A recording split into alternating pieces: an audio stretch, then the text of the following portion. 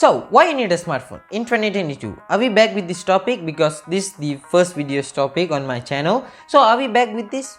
Actually not. So, in this video, I'll be talking about what we have achieved and what we are moving towards and what is special about the smartphone industry and what we can achieve and the expected rumors and couple of things and the where we started and all of those fun stuffs. So just know about the small portion of the smartphone industry. So let's get started. So the smartphone evolved extremely when the first OG iPhone was launched in 2007. So it had everything that is mind-blowing and crazy at the time because it has the first multi-touch support, the first virtual keyboard on any other smartphones, and Steve Jobs says, let's see that historical moment from that keynote. An iPod, a phone, and an internet communicator. An iPod, a phone. Are you getting it?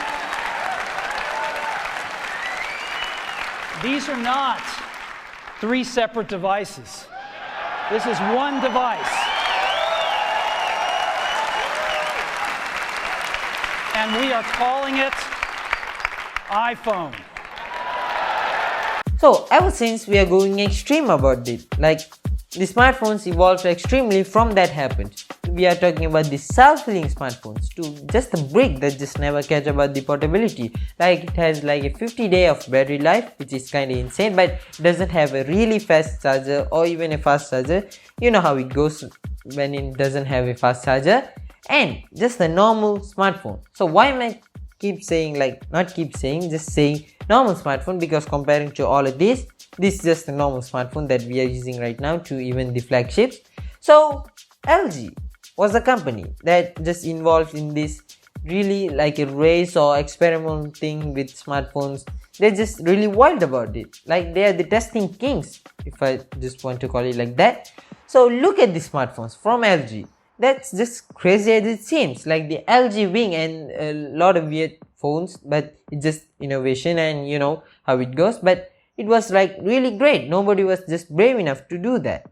And also on the other hand, we are just talking about the cameras. How the cameras is just going to perform as a DSLR or a Hollywood camera. If you have really small sensor that just really doesn't catch a lot of lights. But Sony just was going crazy about the smartphone cameras because of course they make cameras that's just world class. So they were just also going wild about the smartphone cameras. So look at this. This is the Sony Xperia Mark III, which is launched last year. But this was the craziest thing. It had 3 apps, individual apps that's just built into the phone that you can just customize extremely, that never any other smartphones just done before, which is kind of insane. So yeah, what we've achieved with this so far is kind of crazy, but RIP LG smartphone, because LG is not going to make smartphones anymore, which is kind of unfortunate. But come on guys, it's just really insane that how smartphones are evolved over the times, which is, yeah, as I always say, it is crazy. So this is not stopping here. So these are the expected 2022 smartphones, like the iPhone 14 that doesn't have a camera bump. So if you want to actually make a smartphone that has a bigger lens but no camera bump, you actually need to make the phone as thick as the camera bump, which is, yeah, it just never happens because people won't just to carry a really heavy and thick smartphones on your hand, because that just defeats the whole point of portability and slim. And yeah, that's just really weird. I'm just really expected what iPhone 14 or whatever Apple just naming or calling that as, it just will be kind of insane that how Apple just doing events that just pretty much mind-blowing at some point. So, and the Samsung Galaxy S22 series, Pixel 7 and Pixel Fold, and even iPhone SE 3, what? I mean, this is crazy, right? Because I'm just talking about less than a percent what we can expect every year. So this just what 7 or 6 phones that I just mentioned right now, but this is just less than a percent, because every year a lot of manufacturers like Samsung, Xiaomi and any other manufacturers release a lot of products like thousands of them each year, which is, yeah, comparing to just like the 6-7 or smartphones, comparing to that, this is just less than a percent. So yeah, I'm just really fascinated to see how the smartphone is just going to evolve in the future. But this is not stopping here. So what about the most expensive smartphones? So if there is a smartphone that just growing tech inside or outside, I mean like the design or the camera bump or the lenses or the battery and all of those interesting stuff, there will be someone who just sells the same product with just the different branding or just less or more expensive, because that's just what happened on the PS5. You know how it goes, like, you know, when you just want to buy a PS5, they were just all sold out, and some of them were just selling that product, the same product, for like really expensive. So yeah, that also happens on the smartphones. And there's one special, like a company that just really does it, like sell the same iPhone for just more expensive price.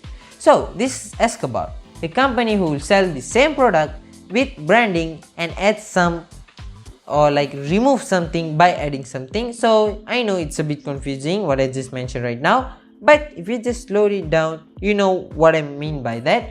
So like, this is the truth. They're just doing that, and they're just actually making Apple just a bad company by their advertisements. So yeah, Mr. Woosterboss actually talked about that. I link it down below because he actually explained it really well.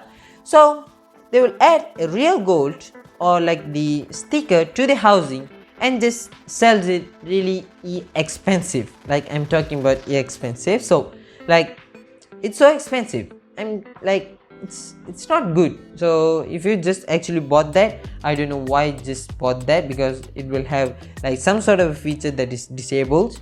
So yeah, it's not good. So a sub is free, right? So subscribe, because that's definitely worth it than just buying a sticker housing for just like $5,000 or something like that. Yeah, subscribe. So the last thing, what about less inexpensive smartphones? So we achieved the point where we can just give a lot of features for less than a $500 smartphone. So we are talking about 120Hz, we are talking about 1080p or more resolution displays, we are talking about Snapdragon's newer chipsets like the 8 Gen 1 for an example, that just can be received not even like for the flagship, just on the mid-range or something like that, which is kind of insane. And also like the fast charger and a lot more that just actually available on the flagship. But of course, if the mid-range just performs better than a flagship, that just defeats the whole point that is just known as flagship, because flagships are just always better than any other price range smartphones.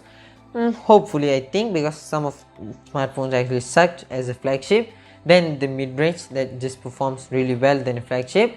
So yeah, it might happen sometimes. So it's about like what you can achieve. So it's all about what you can achieve best on something. So for an example, like the iPhone just really performs well and just produces a lot of great videos from its camera, because it's just really meant for its video quality. So yeah, it's like that. So for an example, also like the Samsung for its design and for its innovation on tech, and like a lot of new stuff that just introduced by Samsung and other companies.